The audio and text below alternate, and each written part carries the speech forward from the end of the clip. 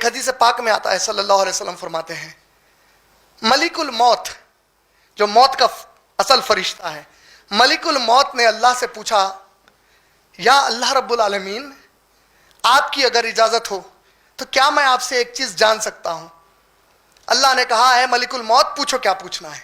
کہا اے اللہ رب العالمین، بعض آپ کے بندے بڑے نیک ہوتے ہیں، بڑے عبادت گزار، بہت ہی آپ کے راستے میں اپنی زندگی، مال، جان، ہر چیز لگائے ہوئے ہوتے ہیں، لیکن جب ان کی موت آتی ہے اللہ تعالیٰ بڑی تکلیف دہ موت آتی ہے ان کو۔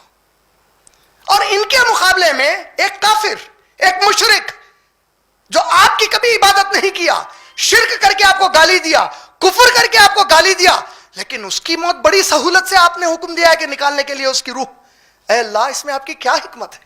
اللہ اکبر، کیا پیارا سوال ہے۔ دیکھو آپ، بعض آپ کے نیک بندے ہیں مگر موت بڑی دردناک آ گئی ان کو، اور بڑے ہی کفر اور شرک میں ڈوبے ہوئے ہیں، موت بڑی سکون کی آئی۔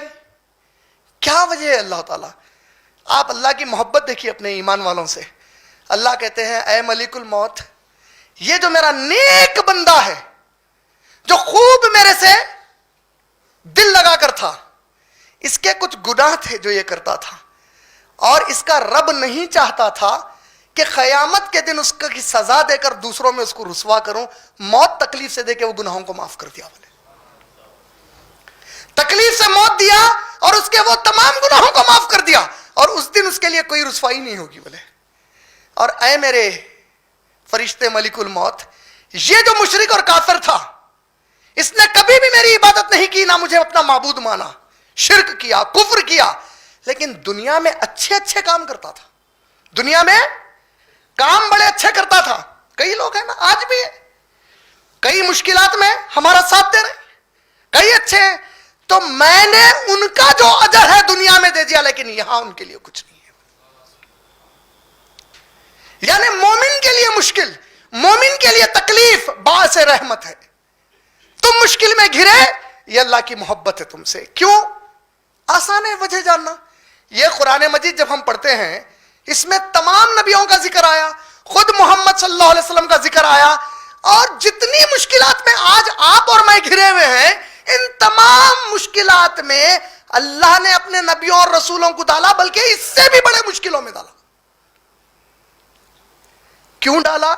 جس سے اللہ بہت محبت کرتے ہیں ان سے امتحان بڑا سخت لیتے ہیں، جن سے امتحان سخت لیتے ہیں جنت کا مقام ان کا اونچا کر دیتے ہیں۔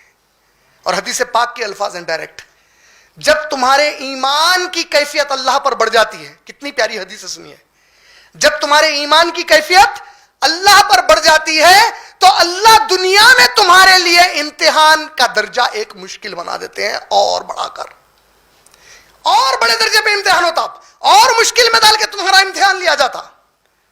اور اگر ہم کچھ ایسے تھے اس زندگی میں کہ گناہوں پہ گناہ کر رہے تھے، تو ایک ایسی آفت ٹوٹتی، ایک ایسی مصیبت آتی ہمارے اوپر کہ ہم لاچار، بے بس نظر آتے، ذلت آتی، قتل و غارت گیری ہوتی، جان مال عزت کے دھجیاں اڑا دیے جاتے، انشاءاللہ یہ بھی اللہ نے چاہا تو آخرت میں ہماری مغفرت کا ذریعہ بن جائے تھے۔